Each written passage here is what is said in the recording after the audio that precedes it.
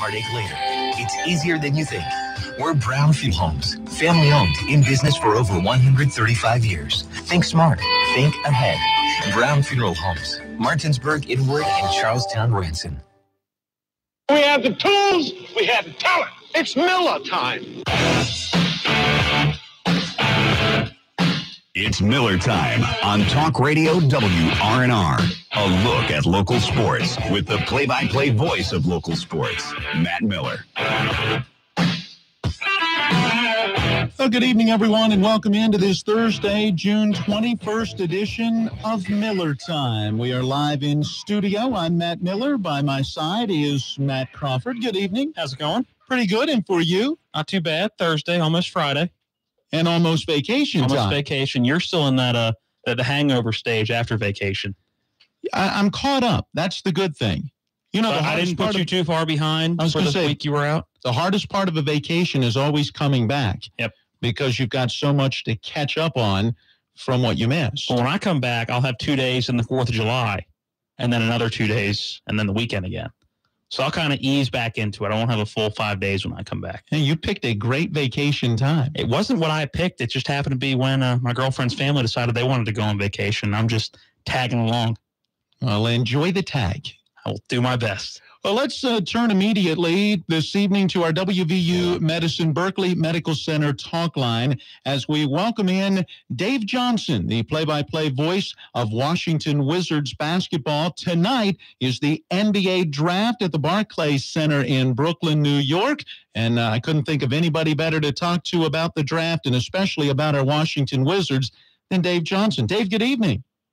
Hey, it's amazing now that we finished celebrating the Capitals Stanley Cup. We were reminded that we do have a basketball team in our nation's capital and in the area. And we've got to get ready for a new season of basketball. And it really, in some ways, the 2018-19 campaign starts tonight with the draft. As the Wizards, through trades, this will be the first time we've had a first-round draft pick since 2015. The last time we had a first-round draft pick, it worked out pretty well with Kelly Oubre, who's become very much a part of the Wizards' rotation. The last 2 years, we were involved in trades to get players, and that's why we didn't have first-round picks. But now here we are, 2018, and we've got our draft picks, and I really don't expect a trade tonight. But then again, that's why we watch. You never know what's going to happen. Before we get too deep into the draft, you started by mentioning the Capitals winning the Stanley Cup. What does that championship do for sports in D.C., and what does it mean now for the Wizards and the Redskins and the Nationals?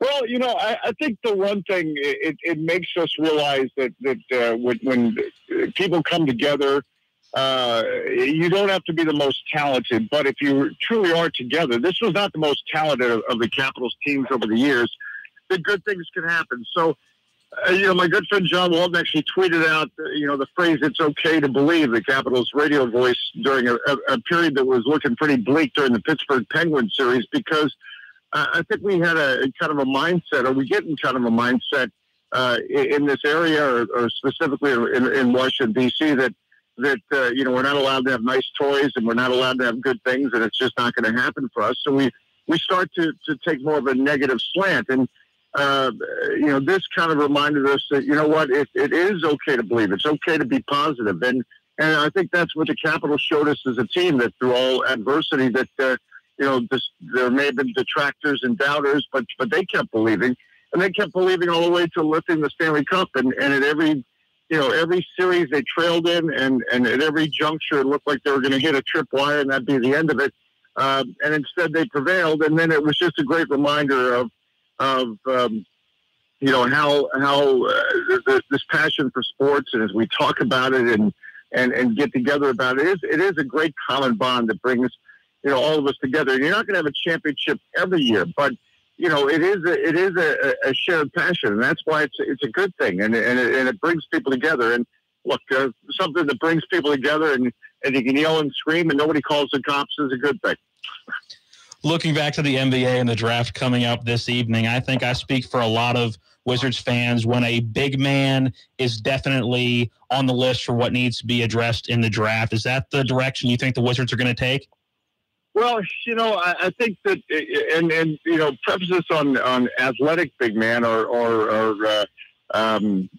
because the NBA is changing. We're dealing with a league now where 7-footers are shooting threes and that type of thing. So I think, if you're looking at the Wizards checklist, that certainly has to be on that Wizards checklist. I mean, we're thin at the shooting guard position, and we certainly could use some help there as help on the wings, if you will, as a backup to a Bradley Beal, and also at the power forward position as well. So I think, the Wizards picked 15th overall, and so that means that it's our old friend, the best player available. I'll say is what every general manager and coach will tell you. But that's among the needs for the Wizards, and as you mentioned, it's an athletic big man. I think Marcin Gortat, as they have a center, is a fine center. It's just that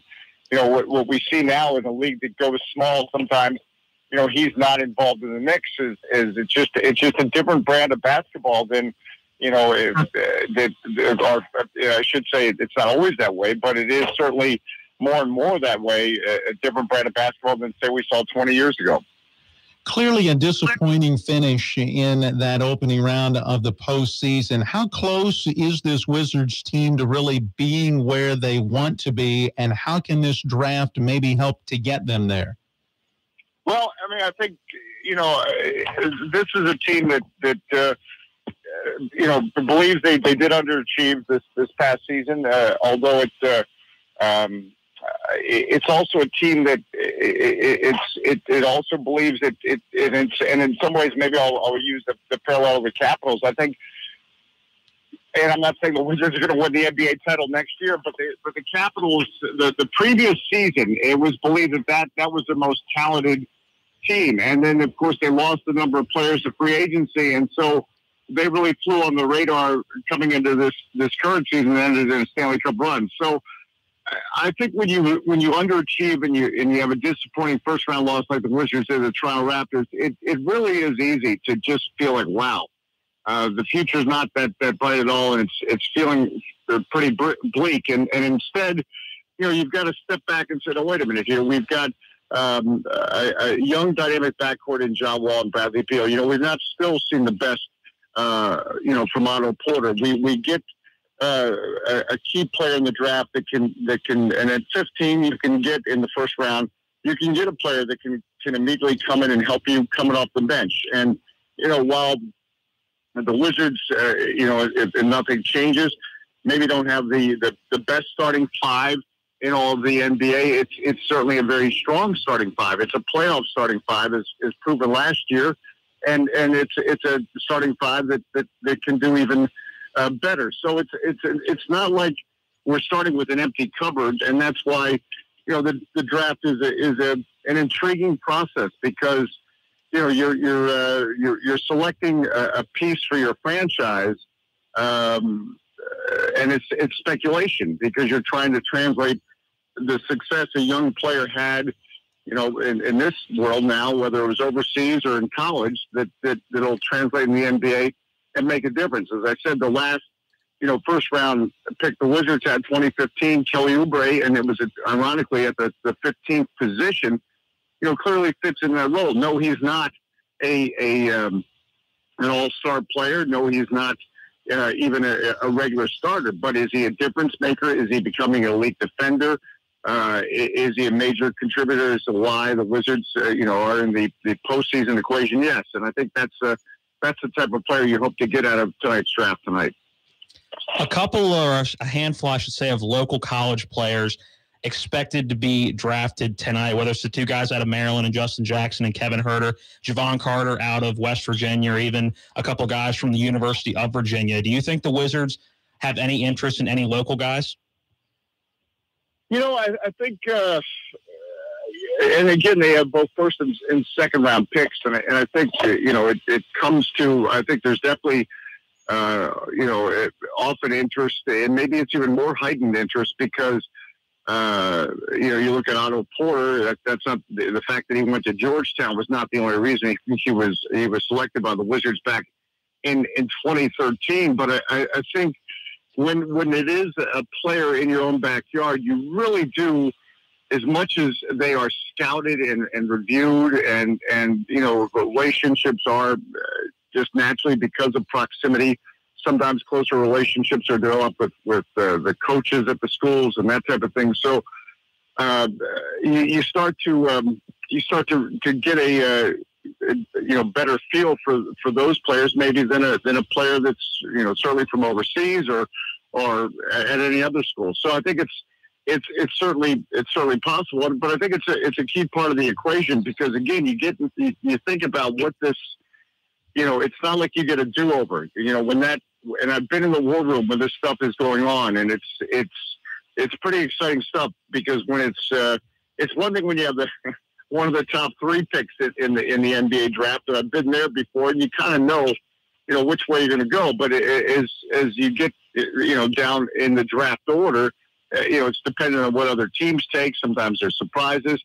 I've been in the room when, other teams are calling, wanting to make trades, and they're having to make split-second decisions about, no, I'm not interested in that. Yes, I am interested in that. So it does become a very active night, and as it gets closer to the Wizards pick, I can trust you that in the Wizards room tonight, there'll be phone calls. It'll go back and forth. It's amazing the number of deals that never get done on a draft night. But this is a long way of saying that it's a significant investment when you finally do make that selection. It is a significant investment because that's your pick, and so in some cases, getting back to the question about local players, you could have a better feel about what the local player is all about, not only what he does on the court, but sometimes more importantly, how he is off the court and how he really fit into your locker room. Dave, one final question, and let's move away from the draft as word came out, I believe, just yesterday afternoon that the Wizards will play the New York Knicks in London coming up in January of 2019. How exciting is that news?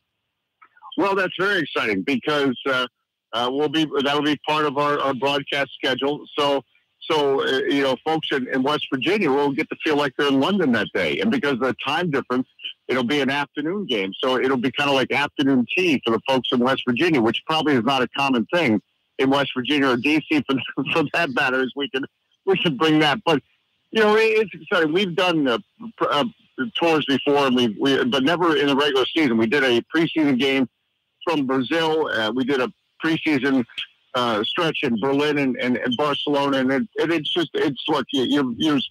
we're so thankful, and I'm so thankful for that experience. The more you get to travel in this great world of ours and this great country of ours, and you meet people from different places, you find out we're really not that much different, no matter where we are. We may not speak the same language, but we've got the same feelings and passions in some cases. So, it's going to be a great thing. And it's great that the Wizards are going to be a part of that. And it'll be interesting also to see what this is like in the regular season. As I said, the previous 2 times we've done this has been in the preseason.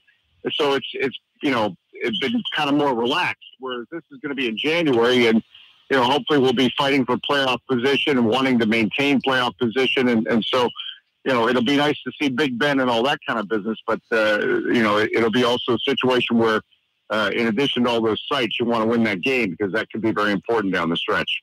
Washington Wizards play-by-play voice Dave Johnson joining us on the WVU Medicine Jefferson Medical Center talk line. Dave, thank you so much for spending some time with us this evening. Well, I always enjoy Miller time, so please have me on all summer. This is the best part of the day. All right. Well, we appreciate it again. Thank you. And maybe we'll even talk tomorrow after the draft and find out what the Wizards have done and see where we go from there. We'll keep in touch. Look forward to that. All right. We need to get in our first break. It is 20 past the hour. We've got more Miller time coming up.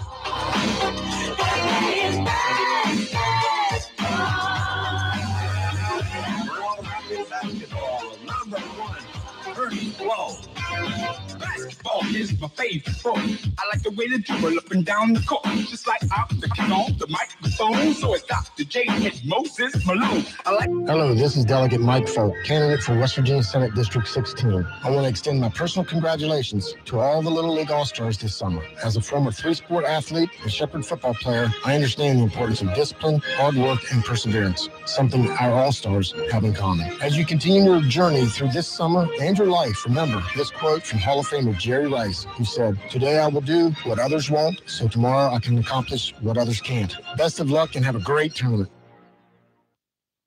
Will Greer to David Sills is a winning combination WVU fans know well. Greer throwing toward the end zone. Ball caught. Post pattern. Sills. Touchdown. David Sills hauls it in. The Mountaineers, Talk Radio WRNR, and your business is a dynamic combination like no other. Contact our station. Add your company to the coverage of the great tradition of West Virginia Mountaineer football and basketball. Heard right here on Talk Radio WRNR, the Panhandle Sports radio station.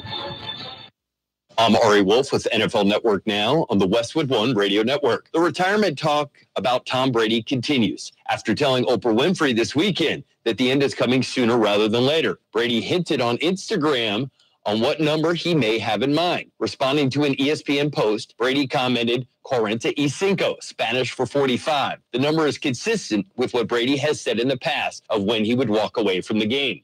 Eric Decker may want to catch some passes from Brady before he calls it a career. The free agent wideout telling Sirius XM NFL Radio that he thinks he'd be a good fit with the Patriots. And he would also like to reunite with Pat's OC, Josh McDaniels, who drafted Decker during his time in Denver. Elsewhere, the Steelers may not see Le'Veon Bell until the season starts, as he's holding out until he gets a new contract. The 26-year-old isn't doing football work while he's away either, saying he's sticking to boxing instead in order to stay off his joints and prolong his career in the NFL. This has been NFL Network Now on the Westwood One Radio Network. Attention all authors. Page Publishing is looking for authors. Have you written a book and want to get it published? Page Publishing will get your book into bookstores and for sale online at Amazon, Apple iTunes, and other outlets. They handle all aspects of the publishing process for you. Printing, cover art, publicity, copyright, and editing. Call 800-501-3689 now for your free author submission kit. That's 800-501-3689 for your free author submission kit. Again, 800-501-3689. Napa know-how. Everyone could use less friction with staticky carpets, tight pants, and your engine. Thankfully, a 5-quart jug of Pennzoil Full Synthetic Motor Oil is $23.99 plus $10 mail-in rebate. It reduces friction, which means better performance. Pennzoil Full Synthetic, $23.99 plus $10 rebate. Quality parts, helpful people. That's Napa know-how. Napa know-how. General States pricing. Sales prices do not include applicable state, local taxes, or recycling. Coming up, more Miller time. It's that time of year for loud bangs. No, not just thunderstorms, but fireworks. The city of Martinsburg reminds you that even though West Virginia State Code permits the sale of fireworks, discharging them within city limits is prohibited. And this Martinsburg City Ordinance is in force all year long. Set off fireworks within the city of Martinsburg and you're risking a fine of $500, 30 days in jail, or both. Don't risk it. The discharge of fireworks within city limits is against the law. If you see or hear fireworks being discharged, call the Martinsburg Police Department at 304-264-2100. That's 304-264-2100. Remember, it's against the law to set off fireworks in the city of Martinsburg today and every day. This message paid for by the city of Martinsburg. We built this city. We built this city on rock and roll. We built this city.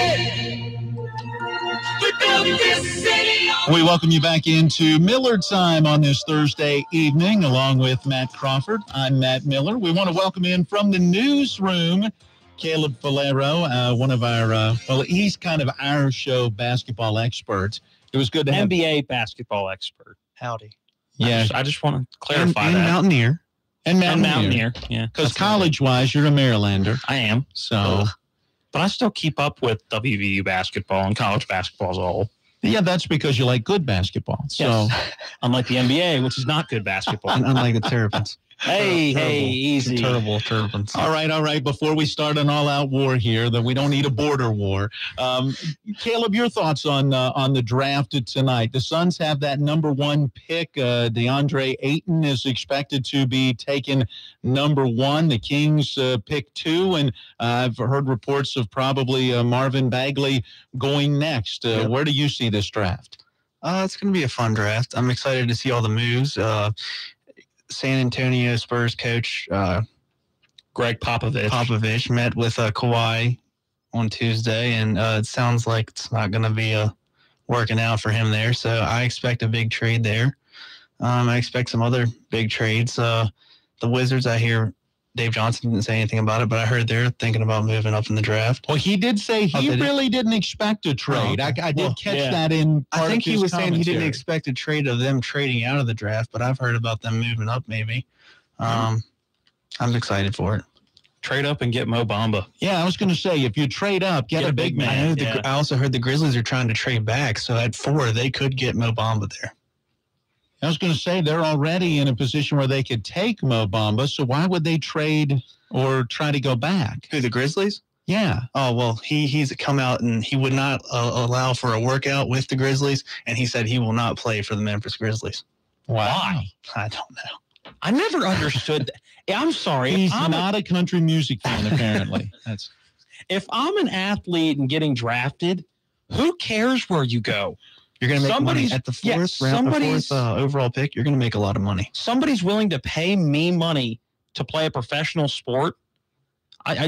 Okay, where do I sign? That's why I don't like John Elway.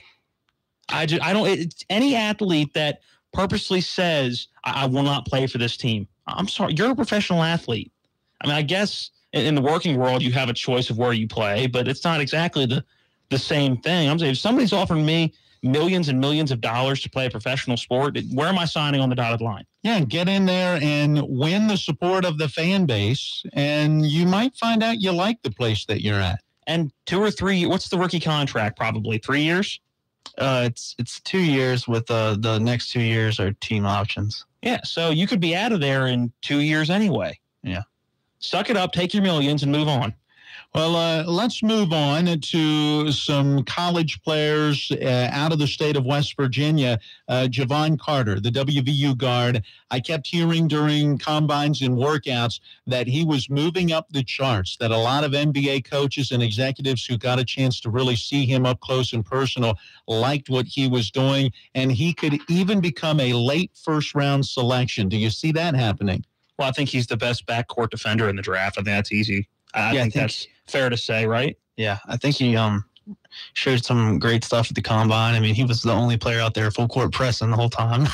Yeah, so I think that's adding a skill that not a whole lot of NBA rosters have right now, is that backcourt pressure and good defense at the top of the key. I know one thing that I read was that, he brings something that a team could use certainly late in a game. In other words, if you've got good scorers already, Carter becomes a guy that you can put in, and especially in a tight game situation, and let him be that lockdown defender and not have to worry about scoring, and that could certainly benefit a team. All right, we've got about a minute left before our bottom of the hour break. Former Martinsburg Bulldog and then Clemson standout Dante Grantham also hoping to be drafted. We understand from head coach Dave Rogers of the Bulldogs, he received calls from Oklahoma City throughout the course of the season as the Thunder staff were asking, some background information and wanted to talk to the coach and so forth. And we know that Dante has had some pretty good workouts, we understand, with the New York Knicks. So do you see him being drafted or potentially signing a free agent deal?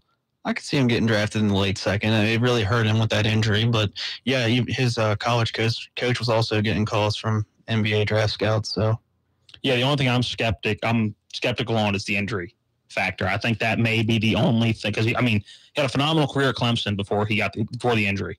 So I think that's the only thing that may hurt him actually getting the phone call on draft night. Now you look at the two teams that we just talked about. The Knicks have the 9th overall pick. I'm not sure he's going that high, but then they have the 37th selection. And for OKC, the 53rd pick and then the 57th pick. So we'll see if Dante Grantham goes in round 2 of the NBA draft. Both rounds are tonight, correct, Caleb? Right.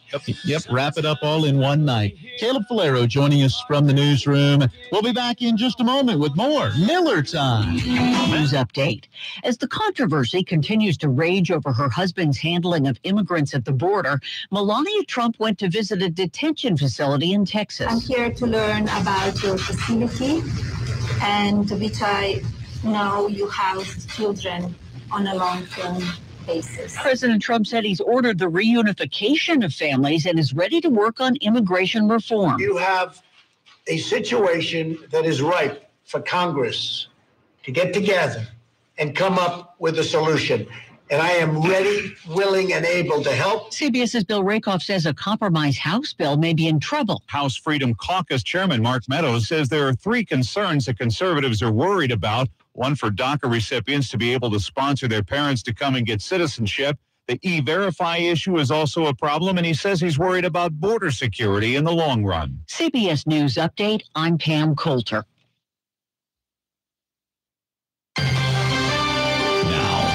Local forecast. Weatherman Bob Kukin. We'll get dry weather and comfortable temperatures in through the evening time as temperatures drop back through the 70s into the 60s. Early morning low 65 degrees. Maybe a shower toward daybreak, and then periodic showers and a couple of thunder showers throughout tomorrow with a high temperature near 75. More showers tomorrow night, tapering off in time for Saturday later. Highest temperature near 80. I'm Bob Kukin, Talk Radio WRNR. Are you looking for a full-service web design company right here in the Eastern Panhandle? Then look no further than Pro Design LLC, specializing in web design and development, web hosting, and application development. Pro Design is a locally owned company serving local clients since 1997 with a reputation of quality, creativity, and personal touch. Let Pro Design build or redesign your dream website. Find them online at professionaldesign.com or phone 304-676-9940. Smith Nadenbush is an independent insurance agency. You see, there's an important difference between Smith Nadenbush and agents who work just for one company.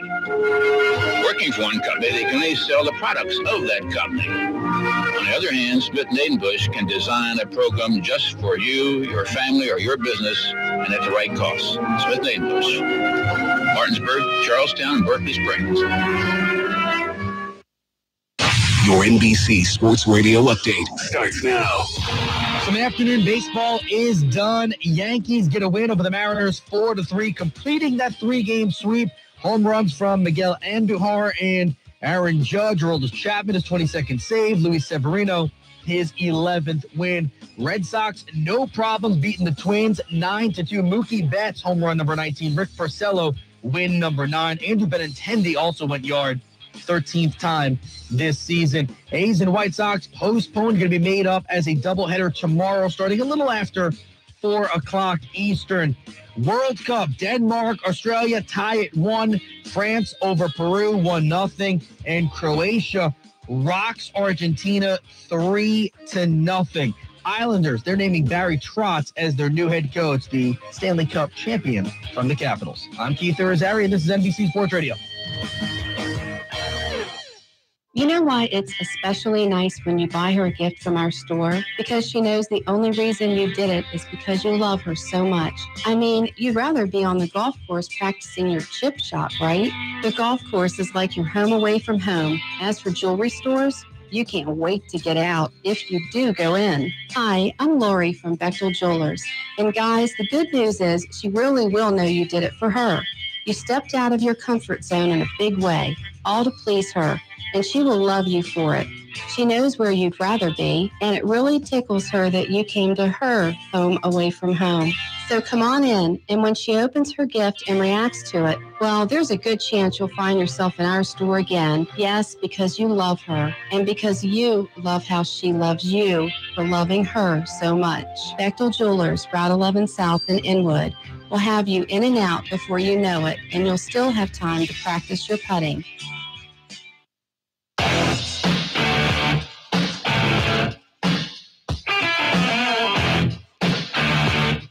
We welcome you back into Miller Time on this Thursday evening. Matt Miller with you, joined in studio by Matt Crawford.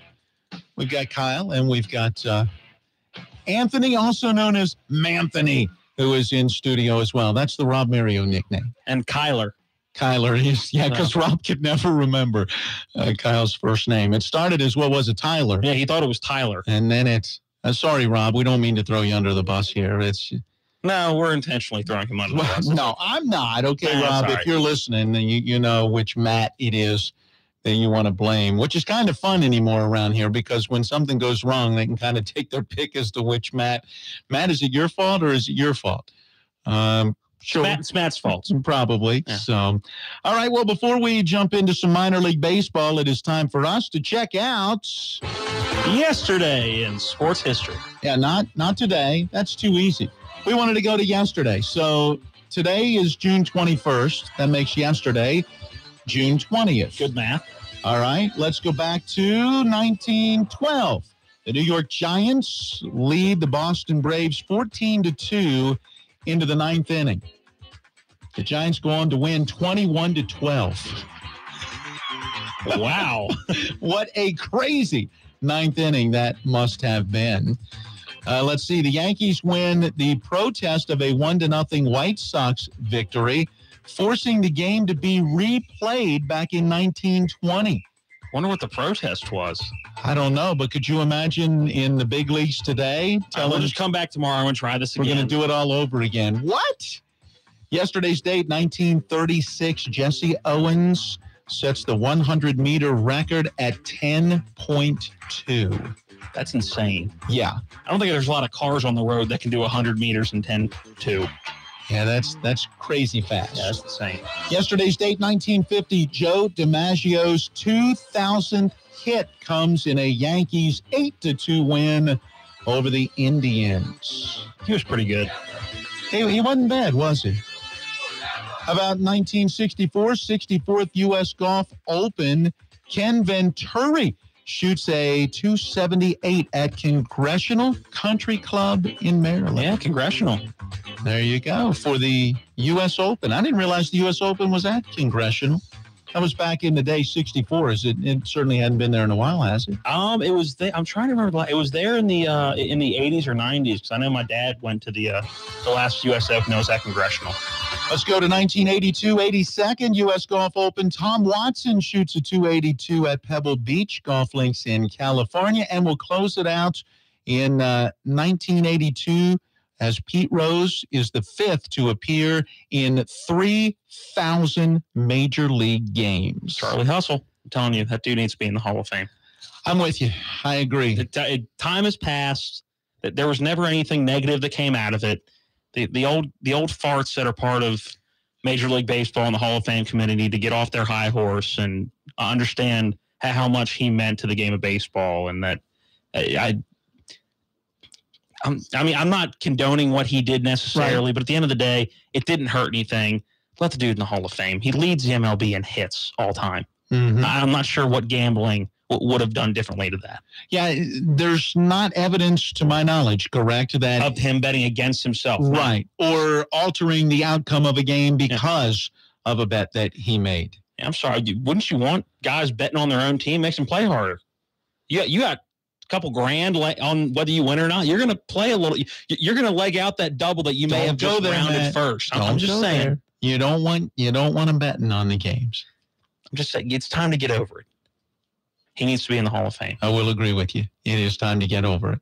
All right, let's talk minor league baseball. The Hagerstown Suns will get back to action as the second half of the South Atlantic League season gets underway tonight. Following the 3-day All-Star break, the All-Star game was played on Tuesday night down in Greensboro, and it was the South that got the win over the North. We caught up with Hagerstown play-by-play man Sean Mernon and asked him about the game and the three Suns participants. Yeah, so the All-Star game was down in Greensboro, North Carolina, and the Grasshoppers hosted it down there. And, it was a lot of fun. It was I got a chance to go down along with a couple of our guys from the front office, and they had a home run derby to start off with.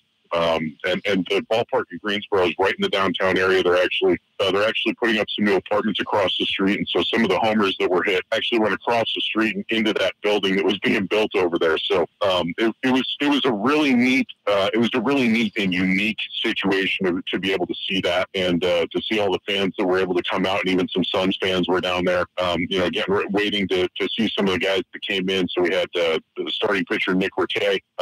He entered, I want to say, in the 5th. He got a couple of strikeouts. He did give up a homer. But, I mean, in an all-star game, that kind of stuff is to be expected, especially when it's 95 degrees and humid. And a lot of those guys from the home run derby already had the home run stroke going. So there were a few balls that left the yard in that game that night. But Nick pitched well. Like I said, had those 2 strikeouts. And then Nick Banks came in and played right field. I believe he had 1 at bat the whole night because he came in late. He was voted in as a utility outfielder. So he had a pretty good at bat, but I believe that ended in a strikeout. And then obviously our manager Patrick Anderson was there coaching third base. He was on Todd Pratt's coaching staff, which is funny because Greensboro actually comes here now. So tonight at 7:05, we're going to see them. So Todd Pratt is in town here. But it was overall it was a cool weekend. It was a good experience for the guys from what I got to get from them and everything. And we were lucky enough to be there and put some of the stuff up on our social media as far as pictures and different things like that. So I think it was a good time had by all. I mean, I drove home yesterday and got caught up in traffic on 81, so that wasn't ideal. But, I mean, the other parts of the weekend were great. Is it strange for these players the way the minor league season is set up and having kind of different breaks throughout the year that this is not really going to feel like a traditional all-star break? I don't think it's strange for them. I think they're used to the ebbs and the flows of a baseball season. You think even when these guys are in college, for the most part, they're going to get to a point where some of these guys that are really, really good. Immediately, what comes to mind is Paul Panachone, for instance. Paul's one of our third basemen / utility infielders. But I know Paul from his time in the Northwoods League. So Paul went to Grand Canyon University, and he played his 50 to 60 games there. And then, he got a little bit of time off before he had to go to, South Central Minnesota and go play 72 more games. So I think that these guys are kind of used to all the different ups and downs of a season. And I think that one of the big things is that when they get a day, or in this case, 3 days off, when they're not down there participating in the All-Star game, I think that they really take advantage of it. I know that we had a few guys, tonight's starter Jackson Tatro, along with Matthew DeRozier, who's another starter for us, and then Jared Johnson, who's a new guy out of the bullpen. They went over to Napa Park and they took in a game, along with our strength and conditioning coach here. So, I think these guys, it's like anything else. Once you do it for so long, which all these guys that we have done it for at least a year, they kind of get used to the way that the off days go, and so it's not really anything that they look at and they're like, oh, they look at the schedule and they go, okay, here's an off day. What am I doing? One advantage of this schedule in the minors is it's about a half a season, the All-Star break, and then you start really fresh and new for the second half of the season. The Suns' record going into tonight is 0-0. How important is that after a rough first half for the Suns? Oh, I think it's tremendously important, especially because you have so many guys that towards the end of that first half were trending upward. You have a guy like Luis Garcia who, if you take out the first month of the season, he may very well be an all-star. His second month of the season was tremendous in that. And then you have, different pitchers that have come along slowly but surely. And so I think headed into the second half, they're in a good position. They won 3 of their last 4 ending that first half. And so, you started out here at home with 3 days. You go on the road for a couple more, and then you come back here, and it's just kind of nice. And it's not a long road trip that they're going on either. They're going to Delmarva, which is, a 4 or 5 hour drive, and then they'll go up to Lakewood from there. So I'll be along for that trip. And then we come back here, and, West Virginia, I believe, is in town at that point. And you head into the 4th of July, and all of a sudden you're deep into the second half already. So it's kind of crazy how all that works. Homestand starting tonight against Greensboro. What's going on in Hagerstown? Yeah, so it's a weird one because Greensboro's only in for 3 games, and then Sunday, which would normally be your last day of the series, the team gets on the road and they head out there to Delmarva. But it's actually, this is one of the best weekends of the year, guys. We have our pink weekend, and so we're encouraging fans to wear pink to the ballpark for the next 3 days. Tonight is going to be our Thirsty Thursday bike night, and we're going to start our pink weekend off. So that's a 7:05 first pitch. Gates are at 6 o'clock, and we're going to be raising awareness for breast cancer and trying to raise money for the BCA of Cumberland Valley all weekend. So tonight you can get beer specials starting at $2. And then there's actually going to be a pregame motorcycle parade because it's bike night out here. So if you have one, bring it out to the ballpark. I looked at the weather, even though the clouds are a little bit hovering a little bit. The rain's gone; it's not coming back. So it should be a nice night out at the ballpark here tonight. And then tomorrow night we actually have our second fireworks display of the year. That one's presented by Potomac Edison. So you can come out, and then after the game's over here, that's another 7:05 start. We're gonna shoot off the fireworks over the right field wall. And then Saturday is going to be the cool one. We're doing our first bobblehead giveaway of the season. So the first 1,000 fans through the gate are going to get the number 1 prospect in the entire Nationals organization.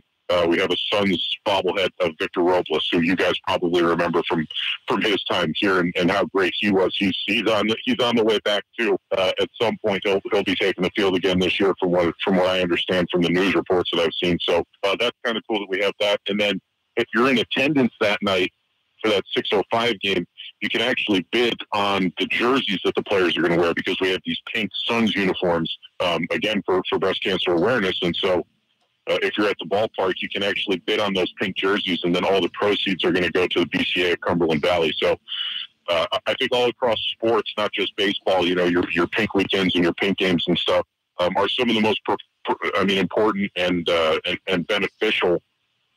As far from like a social standpoint, they're some of the most beneficial things that you do. And so we have one out here, and it's 3 days. I think it's going to be a lot of fun. We're going to see a lot of people out here to support the cause.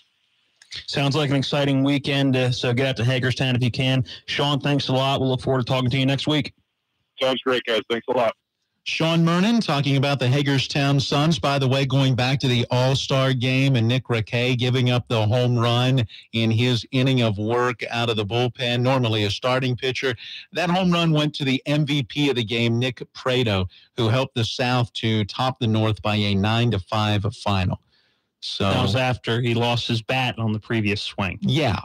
So, it made him look silly on one pitch and then left a curveball kind of hanging over the plate, and Prado didn't miss it. Banks 0 for 1 with a strikeout in his only at bat. And, of course, the manager, Anderson, is it Ken? I think I was going to say, I can't recall the first name off the top of my head, but he was a part of the coaching staff. So Hagerstown at home, they have Greensboro tonight. Get over and see the game tonight. I'm not sure you're going to get tomorrow in. There's a lot of rain in the forecast overnight tonight and into the day tomorrow, but that series will continue on Saturday as well.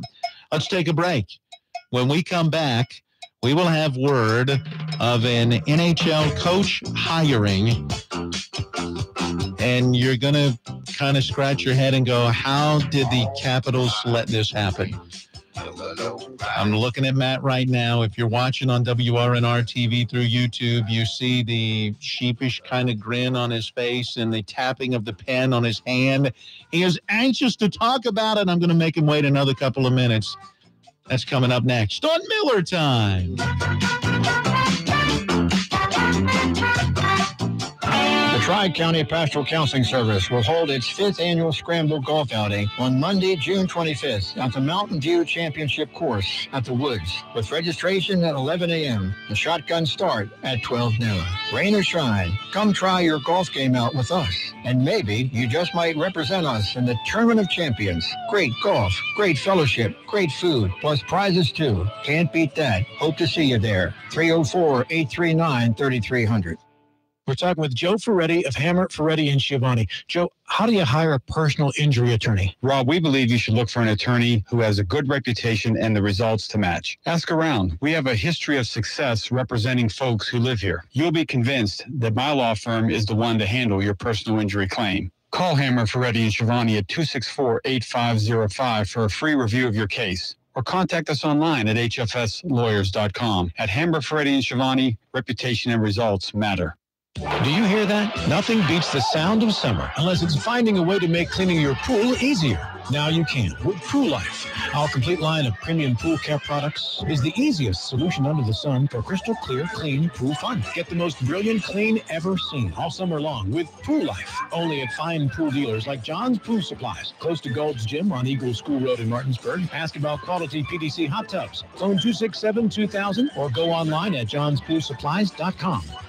The Wellness Center at Berkeley Medical Center has introduced a 10-week sports-specific training program called SPEED for 12 to 17-year-old athletes. The goal of SPEED is to evaluate each individual athlete, assess their deficiencies, and design programs to improve the athlete's performance. The new program for young athletes includes strength and conditioning coaching from the Wellness Center pros, as well as the Technogym equipment. If you're interested in building a foundation of long-term athletic success and injury prevention for your athlete, contact the Wellness Center at Berkeley Medical Center. Simply Free e-checking from City National Bank. Perfect if you want basic checking with no monthly service fees or balance requirements. Stop by any of our 7 Eastern Panhandle locations or visit us online at bankatcity.com. City National Bank. Member FDIC, equal housing lender.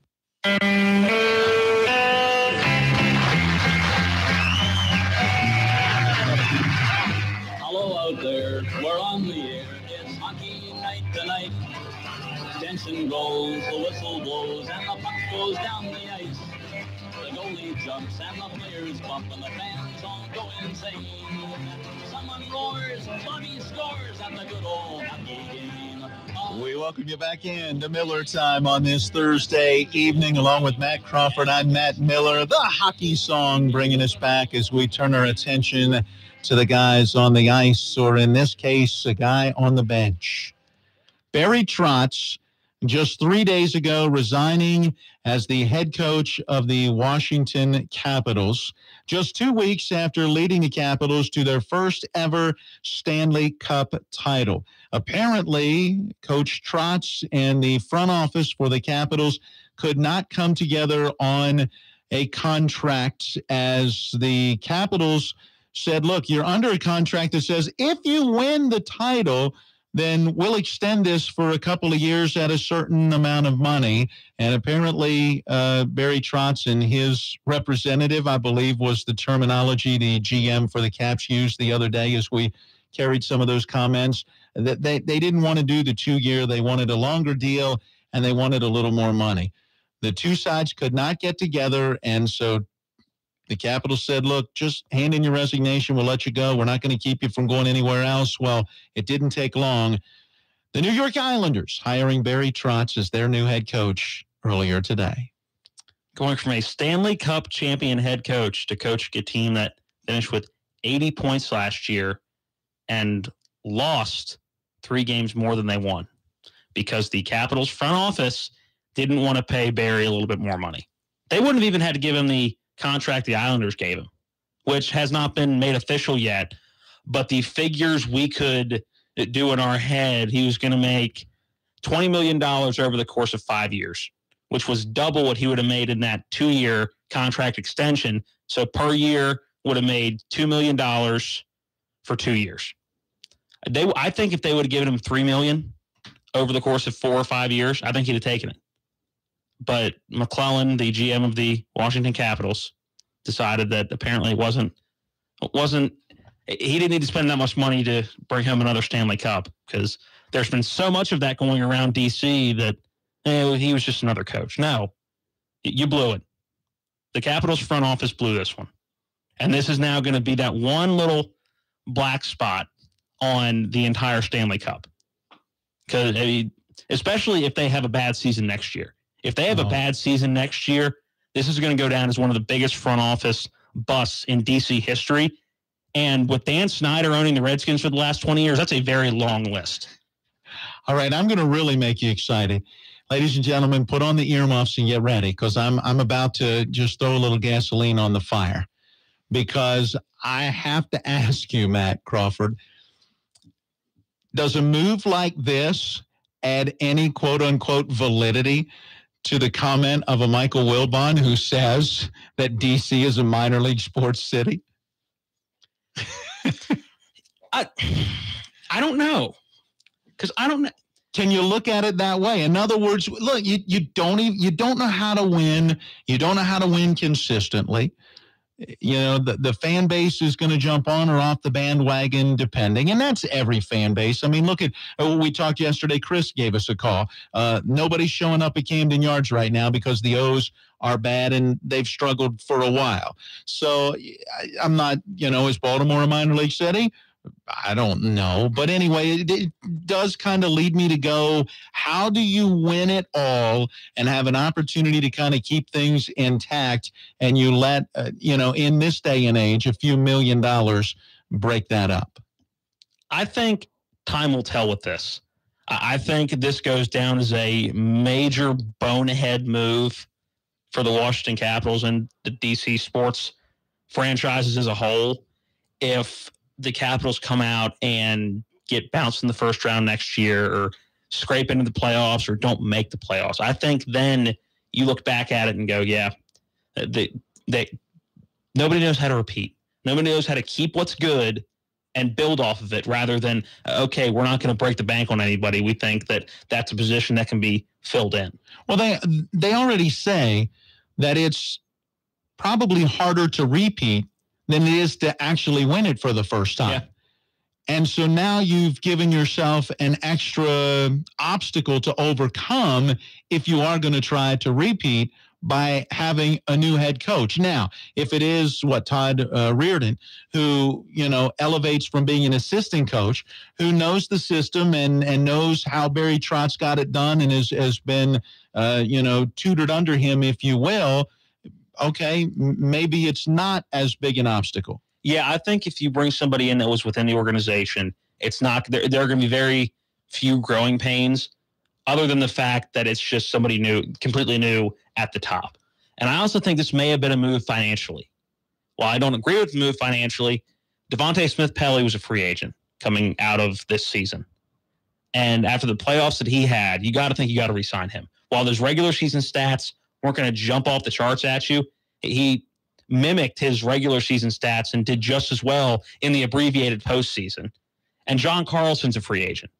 So you have to pay him after the phenomenal year-end postseason he had. So I don't know whether it was partially a financial move or partially just McClellan looking at Barry Trotz and going, quite frankly, we don't think you're worth 5 years right now.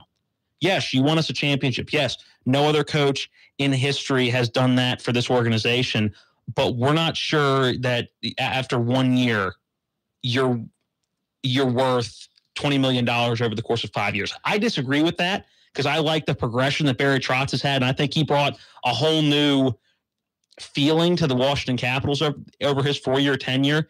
But I'm thinking that it may be in McClellan and Ted Leonsis' mind that, okay, we're not going to break the bank for one person. We can still figure this out, and it's not smart financially for the team. In 4 years, they have arguably been the best regular season hockey team in at least 2 of those years, and a very competitive team even in that first year. And then this year, while they're not the best regular season team, that was okay because that didn't get them very far the prior couple of years. Now they win a Stanley Cup championship, a winning percentage of .670 or whatever it was.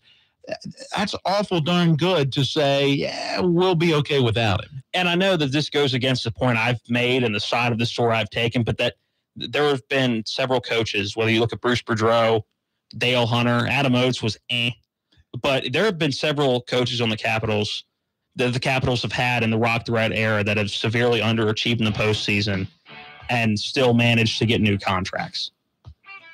But been very good in the regular season. So I don't know, but he's an Islander now, so good luck. I wish him nothing but the best and hope he can bring the Islanders back from the dump they've been in for the last couple of years. Well, stay tuned. We've got more Miller time coming up. We'll go till 6:30 this evening and the start of Washington Nationals baseball. This is Talk Radio WRNR Martinsburg. Here's your local news from Talk Radio WRNR. Berkeley County Schools announced the names of newly appointed assistant principals. Aaron Whitford was named assistant principal and athletic director of Hedgesville High School. Timothy Folk was named Mountain Ridge Intermediate School's assistant principal. Andrew Amerzo and Brooks Kersey have been named assistant principals at Potomac Intermediate School, and Heather McCain, assistant principal at Mill Creek Intermediate School. Travis Jerome Robinson, 34 of Martinsburg, was sentenced to 5 years in prison after he pled guilty to one count of possessing a firearm during and in relation to a drug trafficking crime. That was back in March 2018. According to U.S. Attorney Bill Powell, Robinson admitted to having a .40 caliber handgun while possessing and intending to distribute heroin in May 2017 in Jefferson County. This case was brought as part of Project Safe Neighborhoods, a program that has been historically successful in bringing together all levels of law enforcement to reduce violent crime and make neighborhoods safer for everyone. I'm Caleb Falero, Talk Radio, WRNR News. Now, with your local forecast, weatherman Bob Kukin. We'll get dry weather and comfortable temperatures in through the evening time as temperatures drop back through the 70s into the 60s. Early morning low 65 degrees. Maybe a shower toward daybreak, and then periodic showers and a couple of thunder showers throughout tomorrow with a high temperature near 75. More showers tomorrow night, tapering off in time for Saturday later. Highest temperature near 80. I'm Bob Kukin, Talk Radio WRNR. Why Apple Valley Chevrolet Toyota in Martinsburg? Because we're a name you can trust. And you can trust that you'll always find a large selection of over 400 new Chevrolets and a wide selection of new Toyotas at unbeatable prices. How unbeatable? Well, we will not be beat on any deal on any new Chevrolet or Toyota. That's right. You will not find a lower price, guaranteed. From Chevy Cruzes, Malibus, Impalas, Equinox, Suburbans, Silverados, to Toyota Yaris, Corollas, Camrys, Avalons, and more. No one beats an Apple Valley Chevrolet Toyota deal. And remember to check your mailbox for this month's specials and great savings. Simply put, if you're in the market or will soon be in the market for a new or newer vehicle, check out all that Apple Valley Chevrolet Toyota has to offer. We're Apple Valley Chevrolet Toyota in Martinsburg, or online at applevalleychevy.com. That's applevalleychevy.com. Apple Valley Chevrolet Toyota, the name you can trust. Talk Radio WRNR, in partnership with Farmers and Mechanics Insurance Companies, is proud to announce a new way of celebrating the best things in your life with your life announcements. But we need your help. When good things happen to you, we want to hear about it and let others in on it as well. Send us your birthdays and newborn birth announcements, engagements, weddings, wedding anniversaries. We want to hear about your family, your business, your church, or your organization's best moments and accomplishments. Welcome your new neighbors or pat your favorite teacher or coach on the back. Send us your attaboys and your attagirls. To send us your life announcements, email them to us at promo@talkradiowrnr.com or mail them to Talk Radio WRNR, P.O. Box 709, Martinsburg 25402, or go to www.talkradiowrnr.com for more details. Include as much information as you can, who's extending the wishes, and a way to contact you. We'll broadcast these announcements 3 times per day. It's your life announcements from Farmers and Mechanics Insurance Companies and Talk Radio WRNR. We have the tools, we have the talent. It's Miller time. It's Miller time on Talk Radio WRNR. A look at local sports with the play-by-play voice of local sports, Matt Miller. And we welcome you back to Miller Time, going until 6:30 this evening when the Washington Nationals pregame will begin as they host the Baltimore Orioles. Game 3 of the Interleague Series, and now the rubber game in this 3-game series as Baltimore got the win at Washington last night. We'll talk about it right now. Again, I'm Matt Miller and joined by Matt Crawford. Another tough offensive night for the Washington Nationals. 6 of 7 now they've dropped. And 7 of the last 10. So they're going the wrong direction. It seemed that they had righted the ship as they got back up to the top of the division and actually took over the lead from Atlanta. And it was about that time that you said, I think they'll hold the lead for the rest of the season. And then, bang, Atlanta took it right back. And our Nationals are now 3.5 back and tied with the Phillies? Really? I believed that when the Nationals hit the end of that stride and tied in first place, they took a half-game lead, correct? They did, yes. Yeah, they took a half-game lead. I thought for sure that the Braves were on their way kind of to dwindle off the rest of the season. Maybe not be awful, but just kind of not be as consistent as they had been to start the season. And I was ready for the Nationals to take over. And that was a series where the two teams met, and the Braves took, 3 out of 4, I believe it was a 4-game set, and the Braves took 3 out of the 4. Yeah, and I think that sent a clear message that the Braves weren't going anywhere.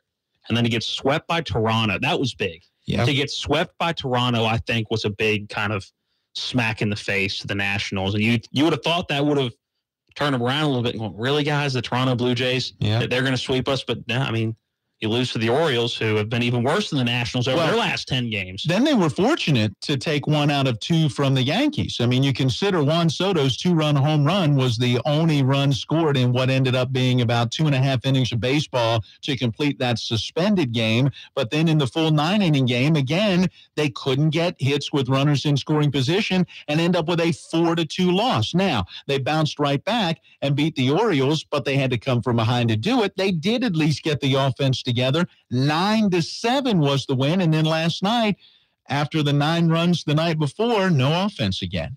And again, we've said this going all the way back to the way their season ended last year. They have the roster to be one of the best offenses, not only in the National League, but the entire majors. And I don't know what you've brought in. Davey Martinez, you got rid of Dusty Baker because at the end of the day, he really didn't do anything when it came to the postseason. They had extremely good regular season records. And now you bring in Davey Martinez. You have young guys that are playing very well. You get Daniel Murphy back, and you're expecting this roster to really be just raking the ball all over the ballpark, and they're severely underachieving. Bryce Harper's batting .209.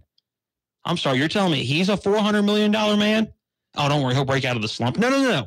If you're a $400 million player, you don't have these kind of slumps. Not this long. This is the longest of his career. No, I get you have slumps. At some point, everybody's going to have a slump every year. But the extremely good players, and if you're going to be considered the best player via your salary, then you cannot have a streak like this. It's going on for, what, a month and a half now? At least a month. At least a month. I'm thinking maybe 2 months. The month and a half is probably pretty accurate. A very quick start to the season. He did. And then had us arguing about why pitchers are pitching around him. And now pitchers are going, please just let me get to Bryce Harper. A .209 for what should be your best hitter on the team. A guy that was the MVP in the National League just a couple of seasons ago. And I still argue this with diehard Nationals fans that Bryce Harper has a point as maybe not this long, but he has a point in every one of his seasons, or at least the majority, where people are having this argument. Yeah. Yes, he can hit a baseball from here to the moon. Everybody has seen his high school home run derby where he's hitting the ball off the back of the dome at Tropicana Field in Florida. Yes, he can hit the ball a mile. But to me, if I'm looking at players, I'm looking at a guy who's going to hit 30 home runs, but can also have an on-base percentage of 400, and is also going to have an average that's going to flirt around 300. The hitting the ball 800 feet doesn't matter if you're only going to do that once every 50 times you're up to bat. At least that's the way I look at it. Well, the Baltimore Orioles got that long ball last night that helped to give them an early lead and ultimately got all the runs that they would need in the second inning. 1-0 delivery, swinging a long drive to left. This ball is gone. Way out of here. More than halfway up the seats toward the concourse in straightaway left field. A long 2-run homer for Mark Trumbo. His 5th of the year gives him 15 runs batted in. And the Orioles strike first, the 8th home run allowed by Gio Gonzalez this year, as that one lands in straightaway left in section 104. It's the Orioles 2 and the Nationals nothing. He got a hold of a breaking ball. That was up. Now, that came before the 2-hour and 43-minute rain delay as the thunderstorms that rolled through the eastern panhandle, and I might add, brought down some trees and tree limbs and other things along that drive home last night, finally got down to D.C. and slowed things down. I wasn't sure they were going to get it going again. When they did, the only other run to score would come not on a hit, although Danny Valencia did have 2 of those, but he gets the RBI on the sac fly. Here's the pitch. Swinging a fly ball deep center field. Harper on his horse way back there toward the warning track. He squares up on it, makes the catch in front of the 402 mark. Tagging from third is Jones. He'll score. So a double and 2 deep fly balls to center. And the Orioles have a run on the board and lead it 3-0. And that would prove to be the final as the O's would pound out 8 hits and get the 3-0 win. The Nationals held to just 5 hits. Once again, they leave 9 on base as the Nationals are just 1 for 8 with runners in scoring position. And apparently that hit with a runner in scoring position only advanced him 1 base from second to third because they didn't score. It's a big deal. Yeah, you got to score. I mean, Gio Gonzalez pitched well enough. He could have won. Now, he only went 4 innings, and part of that was because of the rain, but he gave up 2 runs on 5 hits, a couple of strikeouts, didn't walk a batter. You know, that's not bad out of your starting pitcher, especially in that given situation. And clearly, the bullpen came in and did well to close out the rest of that game after the rain delay, giving up just 1 more run. But when you can't score, you can't win.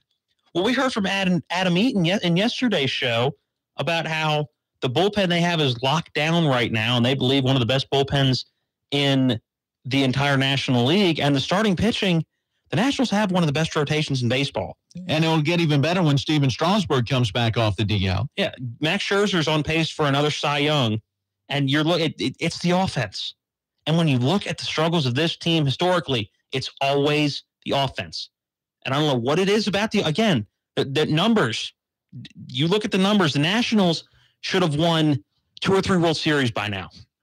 And for some reason, none of the members of the offense at the plate can get consistent at the same time. When they do, the Nationals are almost impossible to beat. But the amount of time that everybody's hitting well and the pitching everybody's throwing well is very minimal in D.C. Well, let's hear from the manager himself, Davey Martinez, after the game. Yeah, we're giving up. I think we're giving up way too many homers. I really do. So we got to figure out a way how to keep the ball in the ballpark and limit the damage.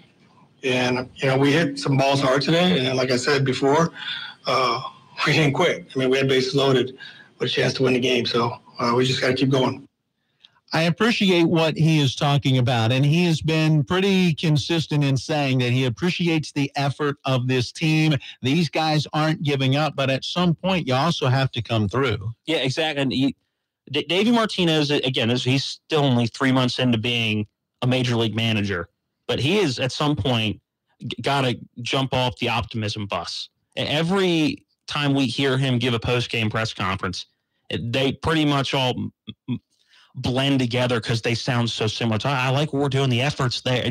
Okay, you're not coaching high school kids. You're in the major league. At some point, you got to go, man, I don't know what's wrong with our offense. We're getting in the cage, but something's got to fall for us at some point. It's not just got to be, I like the effort. I like what they're doing, and we're hitting the ball hard. At some point, you got to put a foot in somebody and at least show that, okay, we're better than this. We need to figure out, not eventually it'll come through. It's got to be we need to figure out, and the guys at the plate need to figure out how to change things up and get balls to drop now and get out of the ballpark. The Nationals 39-33. They're tied with the Philadelphia Phillies, who beat the St. Louis Cardinals yesterday 4-3. The Phillies and Nats are 3.5 back of Atlanta, and they lost yesterday 5-4 against the Blue Jays. So the Nationals had a chance to gain some ground and couldn't do it. Right now in 4th in the NL East and now way behind the New York Mets. They're 11 back after a 10-8 loss against Colorado. The Mets fading quickly and even talking about trading away one of their top stars in Jacob deGrom. Word that he could even go to the Yankees. And I'm thinking, wow, that's all the Yankees need right now. Right. Yeah, considering they picked up their 50th win of the season earlier today. The Yankees beat Seattle 4-3 to improve to 50-22 on the year. That opens their lead to, well, it stays at 2 games, I should say. The Red Sox scored a win earlier today as well. So that's their 50th win also. 50-26, their record. Yeah, how mad are the Red Sox right now? Yeah, we've gotten 50 wins, and we're still, 3 weeks away from the All-Star break? Yeah, we're at 50 wins 3 weeks prior to the midseason All-Star break. And we're 2 back. We're 2 back. Yeah, I think as you're a Red Sox fan, you're going, really? Yeah, but this is what our season is like right now? It's a 2-horse race as they, maybe turn the back stretch, because Toronto, who's in 3rd place, is 16 games back. Yeah.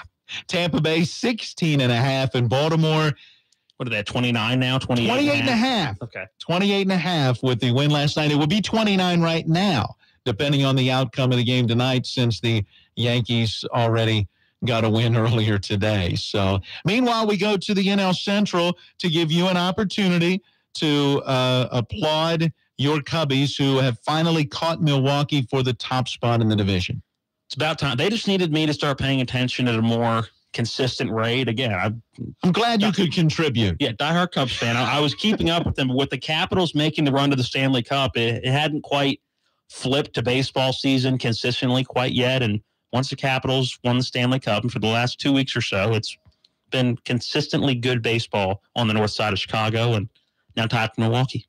A 4-0 win over the Dodgers yesterday for the Cubs, tying them with the Brew Crew. 4.5 back St. Louis.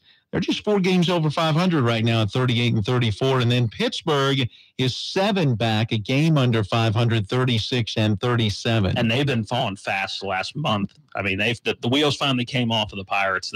We knew that was going to happen based on everything they did over the offseason, but I took a little bit longer than I was expecting, but I think it's finally happening. They were postponed by rain yesterday. It's fun this morning. Each morning, if you're not familiar, I'll do a Miller Time segment with Rob Mario at about 7:20. He gives me a call, and we usually have the pleasantries. Hey, good morning. How's it going? Good. How you doing? Good. And so I asked Rob this morning how he's doing, and he said, okay. And I said, everything all right? And he went, as a Pirates fan, it's always tough this time of year because he commented about 2 former Pirate pitchers who each picked up like win number 8 or 9 on the year for the team that they're now playing for, and they're not in Pittsburgh. And it's like, why?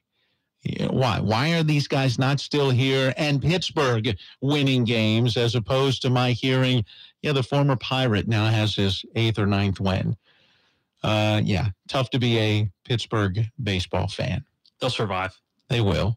By the way, we'll close out this segment as I applaud my Texas Rangers for a rare time this season because they have now won 5 in a row. Yeah. It must suck to be in the same division as the Astros. Yeah, it does. And the Angels. Believe me. A 3-2 win over Kansas City yesterday that has Texas at 32-44. We're inching our way to the 500 mark. I just don't know if there's enough time in the rest of the season for us to ever get there. There's going to be enough time for an implosion by the Astros. All right, 18 minutes after 6 o'clock. Stay tuned for more Miller Time.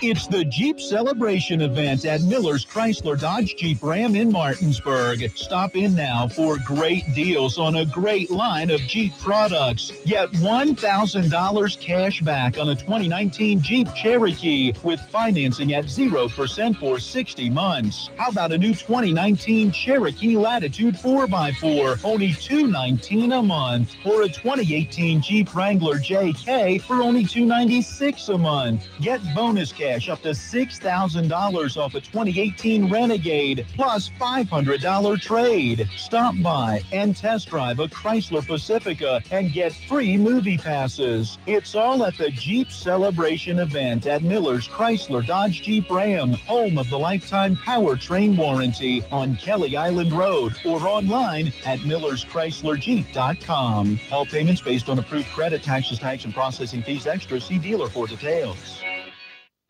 Okay, house or condo? Definitely a house. 3 bedrooms or 4? 3. Traditional or contemporary? Contemporary. So on the golf course or next to the lake? Both. Both.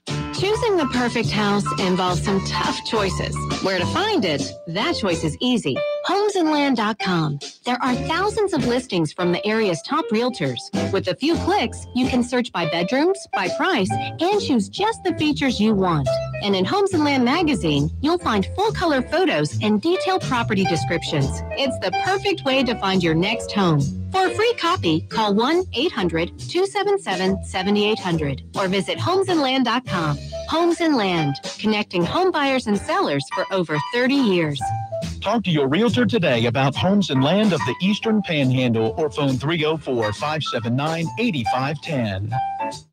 The WVU Medicine Spring Mills office building is now open. This new 3-story, 40,000 square foot facility is conveniently located off Interstate 81, exit 20 at the intersection of US 11 and Campus Drive. The WVU Medicine Spring Mills medical office building features many different offices and services for area residents. It's now home to urgent care, women's imaging center, lab services, and primary care pediatrics. The WVU Medicine Spring Mills office building now open to serve you. Little League All-Star Baseball. Ball 2-strike delivery, high bouncer over the head of the pitcher, off the glove of the shortstop, Kierdom's out into right center field, and that will allow a run to score. The West Virginia District 6 Area 1 10 to 12-year-old All-Star Tournament begins on Friday with the host South Berkeley All-Stars taking on the Martinsburg All-Stars. Friday's first pitch is at 6, our pregame 5:45 p.m. on Talk Radio WRNR, your local leader in talk, news, sports.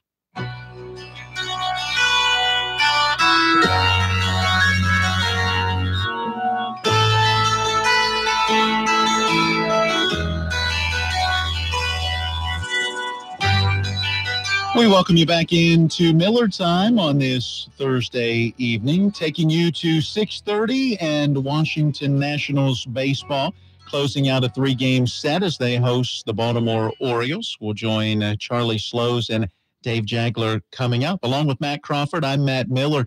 Let's turn our attention again to college football. Yesterday, a chance to hear from the commissioner of the Pennsylvania State Athletic Conference, Steve Murray. Thank you very much. I'm making fun because Matt was having trouble keeping that one in his head yesterday for whatever reason. I was. For some reason, it just wouldn't stick. But now it has stuck. Steve Murray of the PSAC, the commissioner. Commissioner Murray, if you will. Commissioner Murray, yep. And he was in town, and they held the media conference. But that also gave us an opportunity, as several of the coaches of Shepherd Rams Athletics were in town and a part of that media event, to talk with Ernie McCook. And our conversation that we're about to play for you centered not so much around the move itself. We heard from him yesterday a little bit about that, but about the move of Jesse Correll, who had just been promoted to the offensive coordinator role in January when Coach McCook took over as the head coach and Coach Monty Cater announced his retirement. Yeah, and it was, I walked in and told you, and I think you had the same reaction I did with just the, what? Huh? What? Why? So just a lot of questions, and something that was kept relatively low and under the radar. It was something that I just happened to scroll over on social media, and it was, wait a minute, he's going to where? When? Why? And it was just one of those things that popped up out of nowhere and was definitely a surprise in the football program at Shepherd. Where did it pop up? On the Shippensburg University webpage, because the Red Raiders were making the official announcement that they had a new offensive coordinator. So we talked with Shepherd Rams football coach Ernie McCook about Jesse Correll leaving the program. Well, we knew he had interviewed and it was going to, they pursued him. He applied for the position, went through the process. So I had it in my head that he could get offered the job. Obviously, we want everybody to be happy on our coaching staff. I want to promote growth, and he felt it was best for him and his family to go to Shippensburg, take the position there, which I get. So there's no hard feelings. Obviously, disappointed to see him leave, but I'm also very optimistic about we'll hire a really good coach in a spot, and I'm excited about change is always good, even if it's changed within your group, bringing new ideas and new energies and stuff like that. So it's disappointing. It's a little bit of a bump in our road, but it's something I feel that is part of the business, part of the profession, and we'll work through it. And our administration's been on it, so we will move forward with in a positive way. Timing-wise, does it make it that much more challenging, if you will? You've already come through spring practices. You really won't be together as a team until you come in for camp. It could be. We could say timing at any point is a difficult time, but it's just it is part of the business, and I'm confident that we have a great foundation offensively. We have a great foundation within our coaching staff that we'll bring somebody in.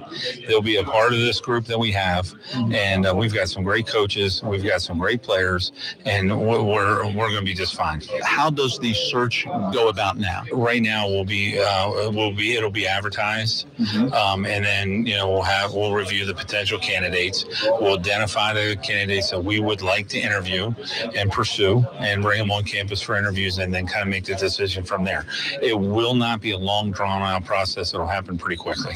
Are you looking then for an offensive coordinator, or does that maybe fall on your shoulders as a head coach? Having been the offensive coordinator for the last 18 years, I think I'm going to keep that. I'm going to keep that title right now, but I want to hire somebody with the vision that they would take over once we're all working on the same page as the play caller. But I believe in our system. I believe in what we do, and we'll find somebody to fit that. How do you feel this offseason is going as you look forward to the guys working out? I'm sure mostly on their own, although I'm sure there are a few on campus as well coming into camp. We have a bunch of guys here on campus that are working out together. We've had great communication from our team to our coaches.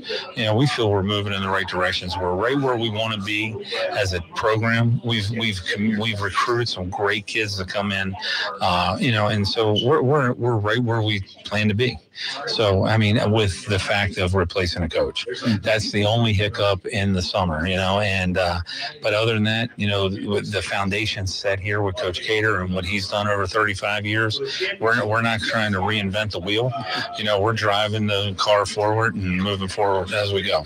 Tremendous success in this Mountain East Conference. How big is it to go out on top? It's huge, but that's the mindset we have here. We don't look at being 7. I remember when we were 8-2, and I want to say it was 2012 maybe, or 13 or 14 maybe 14. And I remember everybody saying, "Man, I'm miserable." We've created where 8-2 is miserable.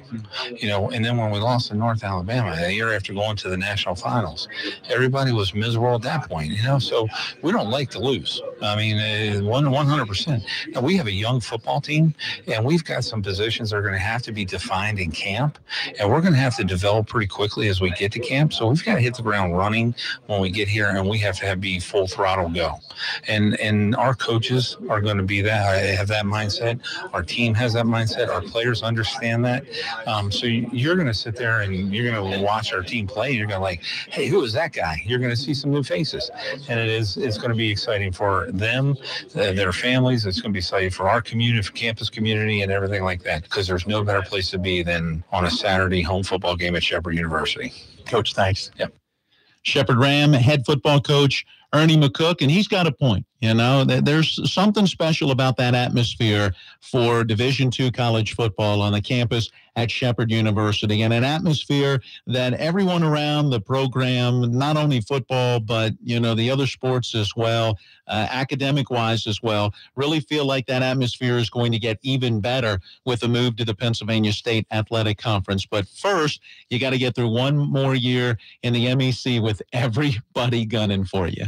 And it's, especially on the gridiron when it comes to football on Saturday afternoons, a very interesting and unique year coming up, I think is the best way to put it. You have holes in a lot of key positions offensively and defensively. So you're going to be getting everybody's best in the Mountain East this year, and you're not going to have the luxury of Jeff Siemba or Connor Jessup at quarterback. You're not going to have Miles Humphrey and James Gupton in that front seven. It's going to be an interesting year coming in the fall of 2018 about what the product's going to look like coming out for the Shepherd Rams. It is a team, or a program, I guess I could say, because, again, the members of the team are not the same. But over the last 2 years, they've scored 1,051 points. That is a lot of touchdowns, a lot of field goals, a lot of extra points, and they're going to have to find that scoring again this year, perhaps in some different ways. And then we'll see if, pretty much a young defense last year, to be honest. At least a young secondary. Yes, can make that next step up and be ready to lead this team, because it may be the defense that really has to lead them going into this new season. Defense wins championships. But you also got to score some points if you're going to win the game. Well, that's going to do it for today's Miller Time. 6:30 is the time. We've got Washington Nationals baseball hosting the Baltimore Orioles coming up next.